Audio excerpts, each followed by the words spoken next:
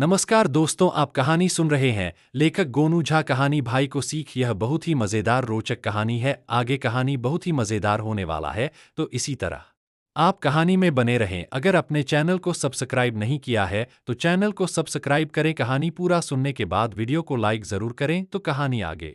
भाई को सीख। कहानी। गोनू झा। देख भोनू, मैं तुम्हारा बड़ा भाई हूँ। तुम्हारा भला ही सोचूंगा। ये घर हमारा है, हम लोगों का है। घर की बात घर में रहने दे।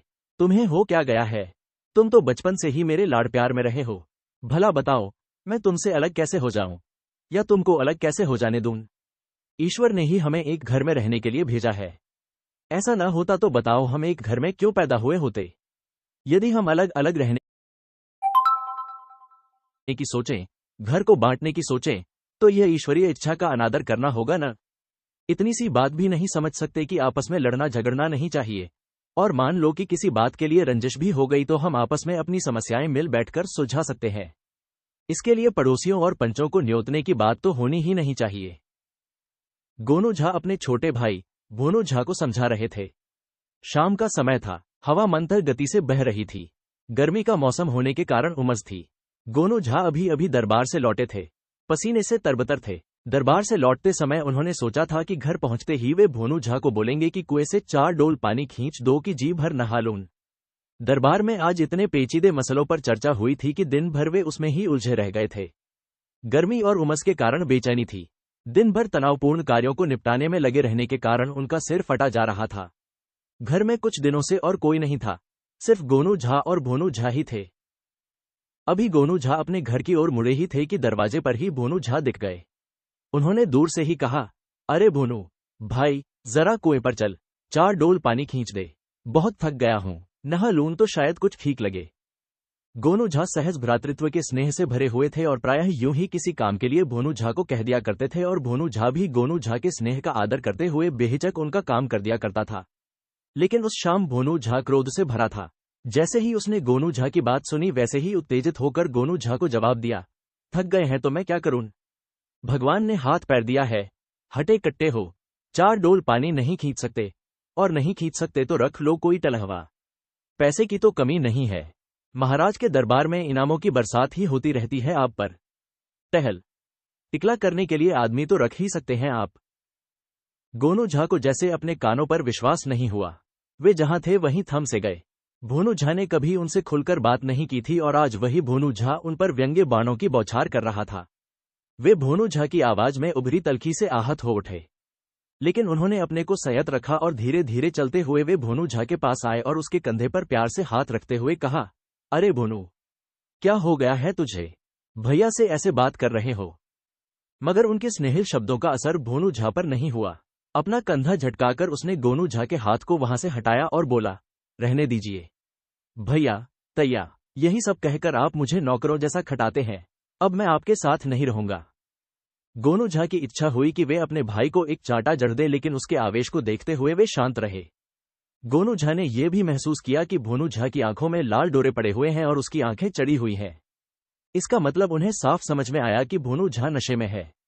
गोनू झा ने सोचा कि अभी भोनू झा से बातें करना उचित नहीं है। नशे में आदमी कई बार उचित अनुचित का ख्याल नहीं रख पाता है।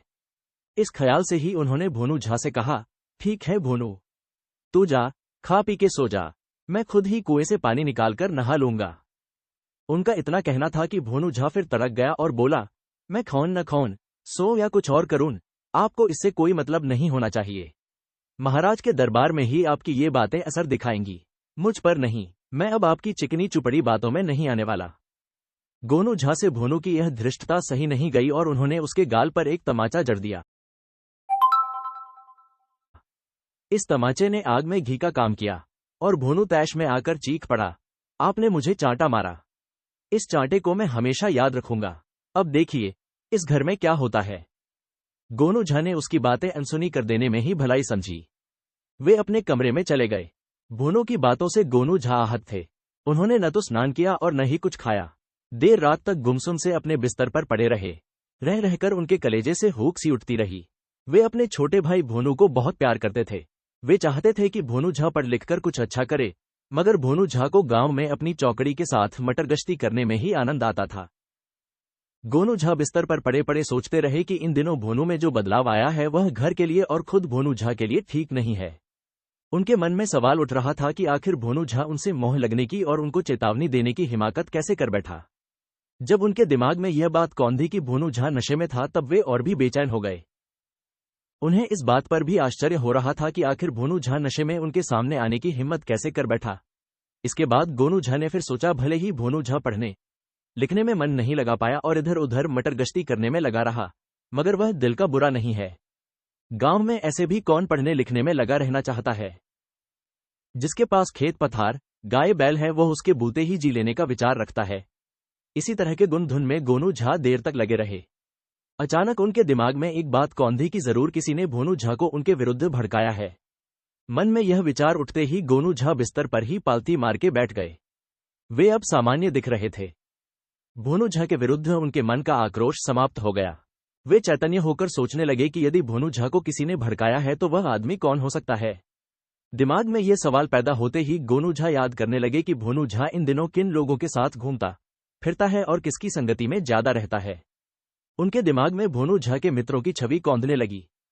मुनेसर, गोनौरा, परमेसर, रूपलाल वे बारी से भोनू झा के मित्रों को याद करने लगे। रूपलाल की याद आते ही उनके दिमाग में मानो एक धमाका हुआ। गोनू झा को लगा कि भोनू झा को भड़काने में रूपलाल का हाथ हो सकता है। रूपलाल गोनू झा के बचपन का साथी था। जब तक गोनू झा की नियुक्ति राजदरबार में नहीं हुई थी तब तक गोनू झा उसके साथ अपना खाली समय बिताते थे। खूब अड्डेबाजी होती। रूपलाल के साथ गोनू झा हिलना मिलना राजदरबार में नियुक्ति के बाद से कम होता गया। महाराज के चहेते दरबारी होने के कारण गोनू झा के जिम्मे बहुत से ऐसे काम रहते थे जिसके बारे में महाराज को आशंका रहती थी कि यदि किसी दूसरे को वह काम सौंपा गया तो गोपनीयता बरकरार नहीं रहेगी या रहेगी भी तो काम दुरुस्त नहीं होगा। महाराज के चहेते होने के कारण गोनू झा का रुतबा बढ़ गया था। प्रायः कहीं न कहीं से कोई न कोई गोनू झा से किसी तरह का परामर्श लेने उनके घर आता ही रहता था। रूपलाल चूंकि उनका पड़ोसी था इसलिए वह ये सब कुछ देखता रहता था। रूपलाल को महाराज के दरबार में किसी कारणवश आना पड़ा। उस दिन महाराज के पास दूसरे राज्य से कुछ मेहमान आए हुए थे जिसके कारण महाराज ने गोनू झा को अपने साथ ही रहने का आदेश दे रखा था। जब रूपलाल दरबार पहुंचा तो गोनू झा से मिलने की इच्छा व्यक्त की। उसका संदेश गोनू झा तक पहुंचा और गोनू झा ने अपनी व्यस्तता के बावजूद महाराज से समय लेकर रूपलाल से मुलाकात की। हाल चाल पूछा और दरबार में आने का कारण पूछा। रूपलाल जिस काम से वहां आया था उसकी जानकारी लेकर गोनू झा ने रूपलाल को उस काम से संबंधित कर्मचारी से मिला दिया। गोनू झा ने उस कर्मचारी को यह भी बता दिया कि रूपलाल उसके बाल सखा है, उनके काम में विलंब नहीं होना चाहिए। इसके तुरंत बाद गोनू झा ने रूपलाल से अपनी विवशता बताते हुए विदा ले ली और महाराज के पास चले गए। रूपलाल को उम्मीद थी कि बाल सखा होने के कारण गोनू झा उसके साथ दरबार में उसका काम हो जाने तक जरूर रहेंगे। जब गोनू झा वहां से आनन फानन में चले गए तब रूपलाल को यह बात बुरी लगी। दरबार में रूपलाल का काम तो होना ही था क्योंकि कर्मचारी के लिए इतना ही काफी था कि गोनू झा ने खुद उसके पास आकर वह काम यथाशीघ्र कर देने की सिफारिश की थी। अपना काम कराकर रूपलाल जब गांव वापस आया तब उसने अपने मित्रों से यह कहना शुरू कर दिया कि गोनू झा को घमंड हो गया है। राजदरबार में अपने वाचातु से उसने महाराज का मन क्या फेर लिया कि बचपन के मित्रों को भी वह हिकारत की दृष्टि से देखता है। गांव में कोई भी बात जंगल की आग की तरह फैलती है। अपने घमंडी होने की चर्चा गोनू झा तक भी पहुंची। गोनू झा को समझते देर नहीं लगी कि इस चर्चा के पीछे रूपलाल ही है। सच्चाई ये थी, गोनू झा की तरक्की और शाही रुतबे से उसके बचपन के मित्र जलने लगे थे। पड़ोसी होने के कारण रूपलाल गोनू झा के ऐश्वर्य में हो रही वृद्धि को बहुत करीब से देख रहा था। गोनू झा के प्रति उसकी ईर्ष्या का यह प्रमुख कारण था। इस चर्चा पर गोनू झा ने ध्यान नहीं दिया। उन्होंने सोचा कि जब कभी भी रूपलाल से मुलाकात होगी वे उसे समझा लेंगे। एक दिन बाजार में रूपलाल उन्हें दिखा भी, लेकिन संयोग ऐसा था कि गोनू झा उस दिन भी हड़बड़ी में थे। लेकिन जब उन्होंने रूपलाल को नमस्कार किया तो रूपलाल ने नमस्कार का जवाब देने की बजाय अपना मुंह दूसरी तरफ फेर लिया और लंबे लंबे डग भरता हुआ दूसरी तरफ चला गया। गोनू झा ने समझा कि उनका मित्र उनसे रूठा हुआ है। वे मन ही मन मुस्कुराए और सोचा, रूपलाल अब तक वही किशोर मनवाला बना हुआ है। छोटी छोटी बात पर तुनक जाना और रूठ जाना तो उसके बचपन का स्वभाव रहा है। अब किसी दिन उसके घर जाना ही पड़ेगा ताकि उसके मन की भड़ास निकल जाए। मन में यदि कोई ग्रंथि बनी रह जाए तो मित्रता के लिए ठीक नहीं होती। संबंधों में दरार आने का महत्वपूर्ण कारण यही ग्रंथियां हैं जो छोटी मोटी गफलतों के कारण पैदा होती हैं। लेकिन गोनू झा की व्यस्तता बनी रही और वे रूपलाल के घर नहीं जा सके। इधर 2 3 महीने में उन्होंने अपने भाई भोनू को रूपलाल के साथ कई बार देखा। उन्होंने इस पर ध्यान नहीं दिया। उन्हें लगा कि गांव के लखैरों के साथ मटरगश्ती करने से तो अच्छा है कि भोनू झा अब रूपलाल के साथ समय बिता रहा है। रूपलाल समझदार आदमी है, उनके बचपन का मित्र है। वह भोनू झा को कुछ अच्छी बातें ही सिखाएगा। अतीत और वर्तमान का विश्लेषण करते करते गोनू झा को नींद आने लगी, तो वे लेट गए और सोचते सोचते सो गए। सुबह में उनकी नींद दरवाजा खटखटाए जाने से खुली। दरवाजा खोला तो देखा कि ग्राम पंचायत का मुलाजिम दरवाजे पर खड़ा है। उन्होंने उससे पूछा, क्या बात है मंगरुआ? उसने जवाब दिया, आपके भाई भोनू झा ने पंचायत बुलाई है। आप तैयार होकर पंचायत के लिए रूपलाल जी के दरवाजे पर पहुंच जाइए। गोनू झा को जैसे झटका लगा। कहां वे सोच रहे थे कि अपने भाई भोनू झा को समझा लेंगे और कहां वह पंचायत बुला रहा है। वे समझ नहीं पा रहे थे कि आखिर विवाद क्या है। भोनू पंचायत क्यों कराना चाहता है? दोनों भाइयों के बीच कोई द्वंद्व तो है ही नहीं। फिर उन्होंने सोचा पंचायत की सूचना मिल गई है तो उन्हें जाना पड़ेगा ही। भींगे मन से गोनू झा ने स्नान ध्यान किया और रूपलाल के घर पहुंचे। घर के बाहर ही उन्हें भोनू झा दिख गए, जो लिए रूपलाल जी के दरवाजे पर पहुंच जाइए। गोनू झा को जैसे झटका लगा। कहां वे सोच रहे थे कि अपने भाई भोनू झा को समझा लेंगे और कहां वह पंचायत बुला रहा है। वे समझ नहीं पा रहे थे कि आखिर विवाद क्या है। भोनू पंचायत क्यों कराना चाहता है? दोनों भाइयों के बीच कोई द्वंद्व तो है ही नहीं। फिर उन्होंने सोचा पंचायत की सूचना मिल गई है तो उन्हें जाना पड़ेगा ही। भींगे मन से गोनू झा ने स्नान ध्यान किया और रूपलाल के घर पहुंचे। घर के बाहर ही उन्हें भोनू झा दिख गए, जो पंचायत में आने वाले लोगों को नमस्कार कर उनकी आगवानी कर रहा था। गोनू झा के मन में अभी भी भोनू झा के प्रति कोई दुराव नहीं था। वे सोच रहे थे कि भोनू झा जो कुछ भी कर रहा है वह नासमझी है, बचपना है, इससे ज्यादा कुछ नहीं। वे भोनू झा के पास रुक गए और भोनू से कहा, यह क्या तमाशा कर रहे हो भोनू? मगर भोनू के दिमाग पर मानो शैतान का वास हो गया था। वह बिगड़ैल सांड की तरह फुफकारते हुए बोला, आपको जो भी कहना है पंचों के सामने कहिएगा। मुझसे लल्लो चप्पो करने की जरूरत नहीं। मैं आपको अच्छी तरह समझ चुका हूं। आप मुझे टलहवा बनाकर ही रखेंगे। ये लाओ, वो लाओ, ये कर दो, वो कर दो, ऐसा न करना और वैसा न करना, अब ये सब बंद। मैं आपसे मुक्ति चाहता हूं। मैं आपके साथ नहीं रहूंगा, हरगिज नहीं। आज घर का बंटवारा होकर रहेगा। बहुत कराली चाकरी आपने भाई बनकर। गोनू झा के पास अब कोई चारा नहीं रहा तो वे रूपलाल के दरवाजे की ओर बढ़ते हुए बोले, भोनू, घर की बात घर में सुलझे तो उत्तम। घर की बात बाहर आते ही घर की प्रतिष्ठा धूमिल हो जाती है। भोनू झा ने उनकी बात अनसुनी कर दी और अपना मुंह दूसरी तरफ फेर लिया। पंचायत की व्यवस्था रूपलाल के दरवाजे पर थी। सिर पर बड़ी सी रेशमी पगड़ी बांधे मूंछों पर ताव देते हुए रूपलाल ने गोनू झा को देखा और मुस्कुराते हुए बोला, आइए पंडित जी, विराजिए। लोगों को बैठने के लिए दरी जाजिम बिछी हुई थी। गोनू झा स्थितिप्रज्ञ की मुद्रा में निःसंकोच एक किनारे बैठ गए। पंचायत में भोनू झा ने जिन लोगों को बुलाया था उनमें से अधिकांश लोग गोनू झा के पुराने साथी थे और गोनू झा की ख्याति से ईर्ष्या करने लगे थे। गोनू झा ने निश्चय कर लिया था कि भोनू झा को अब वे रोके टोकेंगे नहीं और भोनू झा जो चाहेगा वह होने देंगे। उन्हें विश्वास था कि एक दिन ऐसा अवसर जरूर आएगा जब भोनू को एहसास होगा कि उसने गलती की है। आखिर वह उनका छोटा भाई है, गैर थोड़े ही है। पंचायत शुरू हुई और पंचों के सामने भोनू झा ने एक सूत्री प्रस्ताव रखा। मैं अपने बड़े भाई गोनू झा के साथ नहीं रहना चाहता हूं, इसलिए हमारे घर जमीन और सभी चल अचल संपत्ति का बंटवारा हो जाना चाहिए। पंच बने रूपलाल ने गोनू झा की ओर देखते हुए कहा, क्यों गोनू जी, आपका क्या कहना है? गोनू झा ने संक्षिप्त उत्तर दिया, जैसा भोनू चाहे। घर के बंटवारे की जब बात उठी तब भी गोनू झा से पूछा गया, वे घर के किस हिस्से में रहना चाहेंगे? गोनू झा ने फिर संक्षिप्त उत्तर दिया, भोनू जहां रहना चाहे रहे और मेरे लिए जिधर जगह दे दे मैं उधर रह लूंगा। गोनू झा ने तय कर लिया था कि पंचायत में वे कुछ भी ऐसा नहीं होने देंगे जिससे दोनों भाइयों का विवाद बढ़े। भोनू झा की इच्छा अनुसार घर के सामने का हिस्सा उसे दिया गया। गोनू झा के हिस्से में घर के पीछे बना भंडार घर आया।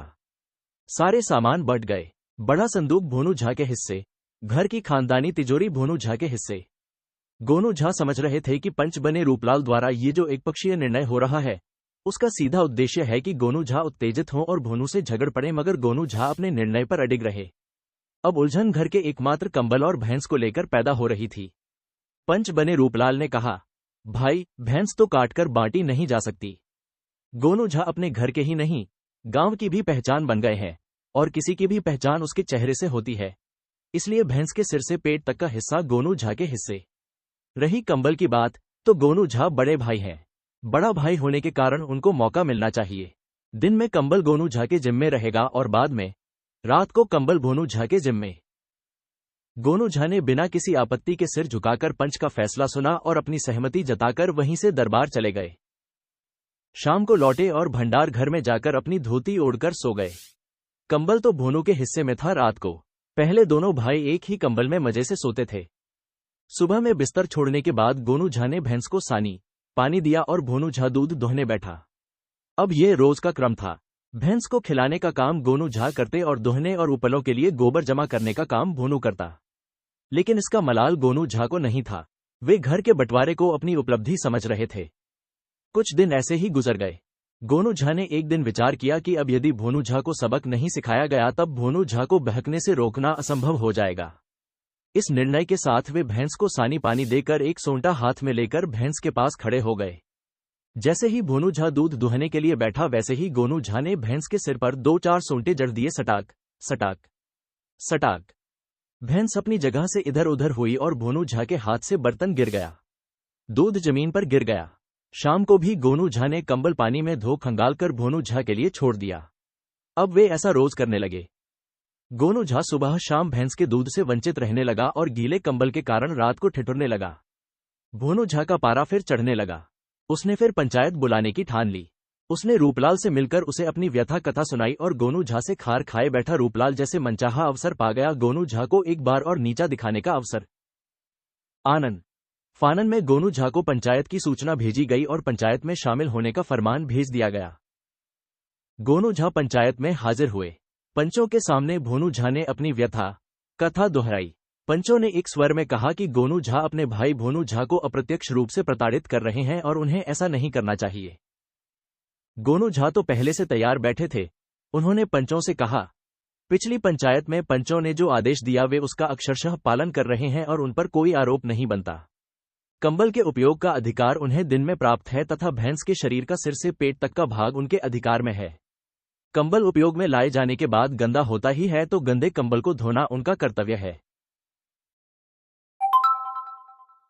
अब उनके पास कंबल धोने के लिए शाम को ही समय मिलता है तो शाम को ही कंबल धोना उनकी व्यवस्था है। इसमें भोनू को प्रताड़ित करने की मंशा नहीं। रही भैंस की बात तो पंचों के निर्देश के अनुसार भैंस के सिर से पेट तक की व्यवस्था वे करते हैं। भैंस को समय पर सानी पानी लगाने का काम वे पंचायत के बाद से नियमित रूप से कर रहे हैं। रही भैंस को सोंटा मारने की बात तो उन्हें अपराधी तभी कहा जाएगा जब वे भैंस के पीछे के हिस्से पर प्रहार करेंगे। भैंस को खिलाने और दुलारने का हक यदि उनको प्राप्त है तो भैंस को जरूरत पड़ने पर पीटने का हक भी उन्हें है। भला गांव का कौन ऐसा व्यक्ति है जो अपने मवेशियों को सोंटा नहीं मारता। अब भी यदि मेरी बात आप लोगों की समझ में नहीं आई है तब आप सब लोग इस बात के लिए तैयार हो जाएं कि इस पंचायत के निर्णय पर विवाद अब महाराज के दरबार में होगा और वहां से जो फैसला होगा वह मुझे भी मान्य होगा और आप लोगों के लिए भी मान्य होना ही है क्योंकि महाराज तो महाराज ही हैं। गोनू झा की बात सुनकर पंचायत में सन्नाटा छा गया। रूपलाल जैसे आसमान से गिरा और भोनू झा को तो मानो सांप सूंघ गया। गोनू झा पंचायत से उठकर चले आए। उनके पीछे पीछे पंचायत में शामिल लोग भी उठ गए। उनमें से कुछ गोनू झा के पीछे पीछे उनके घर तक आ गए और गोनू झा की चिरौरी करने लगे। भाई गोनू, तुम तो समझदार आदमी हो, घर की बात दरबार तक न जाए तो अच्छा। भोनू को बोल बतियाकर समझा लो कि वो रूपलाल के चक्कर में न पड़े। सारे विवाद की जड़ में रूपलाल है। वही भोनू झा को नशा कराता है और उसके कान भरता है। हम लोग अब तुम्हारे घर के झगड़े में नहीं पड़ेंगे।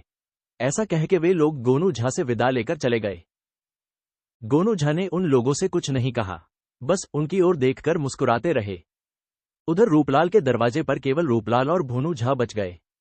रूपलाल ने समझ लिया कि अब बाजी उसके हाथ से निकल चुकी है। गोनू झा यदि महाराज के दरबार में शिकायत कर दे तो। इस सवाल के मन में उठने से रूपलाल सहर्ष आ गया। उसे यह एहसास तो था ही कि गोनू झा को नीचा दिखाने के लिए ईर्ष्यावश उसने भोनू झा को बहकाया है।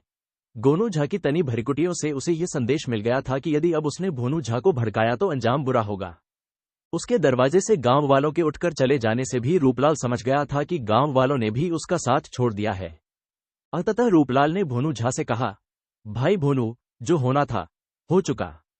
अब गोनू झा से बिगाड़कर रहने में भलाई नहीं है। तुम जाओ और अपने घर का फैसला आपस में ही मिल बैठकर कर लो। भोनू झा ने देखा कि अब वह पूरी तरह से अकेला पड़ चुका है। मन ही मन पछताते हुए भोनू झा घर लौटा। दरवाजे पर ही उसे गोनू झा दिख गए। भोनू झा दौड़कर गोनू झा के पास पहुंचा और हाथ जोड़कर उनसे माफी मांगने लगा। भैया, मेरी धृष्टता को क्षमा कर दो। मैंने आपको बहुत कष्ट पहुंचाया है। अपने भाई के मुंह से ये बातें सुनते ही गोनू झा की आंखें छलछला आईं। उन्होंने भोनू झा को कलेजे से लगाते हुए कहा, भोनू, तू मेरा भाई है। मेरा जो कुछ भी है वह सब तेरा है। ये घर, जमीन, भैंस सब तो पुरखों से आया है। इस पर मैं क्या दावा करूं। तू जैसे चाह वैसे इसका उपयोग कर, मगर इतना ध्यान रख कि घर की बात घर में ही रहे, नहीं तो वह कहावत चरितार्थ होती है, घर फूटे तो गवार लुटे। रूपलाल जैसा मित्र अमित्र हो गया और उसकी बददिमागी के कारण हमारा भ्रातृत्व प्रभावित हुआ। ये तो हमारे लिए कलंक की बात है न? गोनू झा उसे सहलाते रहे। आंसुओं की धारा में भोनू झा के मन का मैल निकल गया। जब वह शांत हुआ तब गोनू झा भंडार घर की ओर जाने लगे, मगर भोनू झा ने उनके पांव पकड़ लिए और कहा, भैया, अब मुझे माफ कर दें। अब आप वहां नहीं सोएंगे। भंडार घर ही रहेगा। मैं आपके पास सोऊंगा, एक ही कंबल में, जैसे पहले हम दोनों भाई सोते थे। गोनू झा ने भोनू झा को अपने आलिंगन में ले लिया और उसका माथा चूमते हुए कहा, जैसा तू चाहे भोनू, वैसा ही करूंगा। बस जा, कुएं से 4 डोल पानी निकाल, मैं जरा नहा लूं। और भोनू झा कुएं की ओर चल पड़ा, प्रफुल्लित मन से। गोनू झा उसे कुएं की ओर जाते हुए देखते रहे। उनका मन हल्का हो चुका था, आंखों में खुशी की चमक थी। अनायास ही उनकी आंखें भर आईं। कहानी समाप्त हुई। धन्यवाद।